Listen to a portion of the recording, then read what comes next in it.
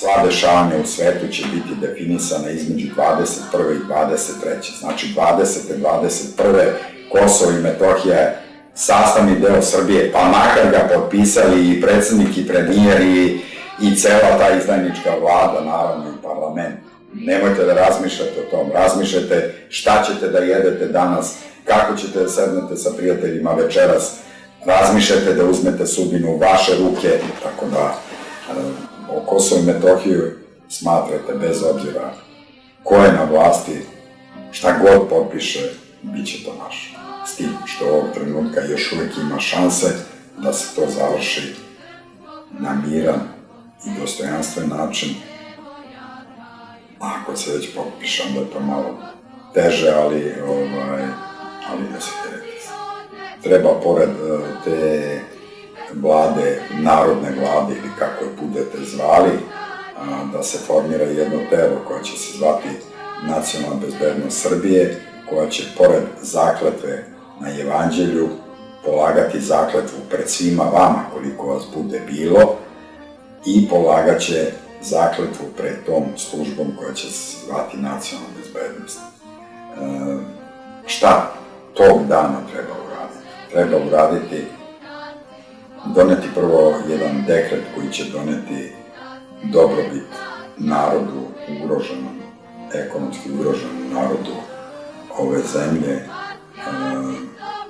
znači isti dan, a isti dan treba izvršiti jedno 100 hapšenja nekih lica, lidera u rasprodaji ove zemlje od 2000. do danas, koji treba da imaju časno, pošteno suđenje, ali pred svima vama, znači suviše dokaza protiv svakog od njih, tako da ne postoji neko ko će biti oslobođen za razliku od svih ovih fingiranih slučajeva koje ste imali ovih 18 godina. Niko onaj ko je podrivao ovaj sistem, nebitno ekonomski, bezbednostno i tako dalje, nije procesuiran i nije osuđen za zla koja je načinio ovom narodu. Ovog trenutka kad vi uzmete slobodu za nauk generacijama da se zločin nad narodom, sopstvenim i državom ne isplati, morate vi da budete ti koji ćete to pokazati svojim naslednicima, morate da definišete nacionalne interese države Srbije, da odredite rokove do kad se šta radi i izgubili ste neko 20-30, neko ceo život čekajući to bolje sutra koje nikad neće doći.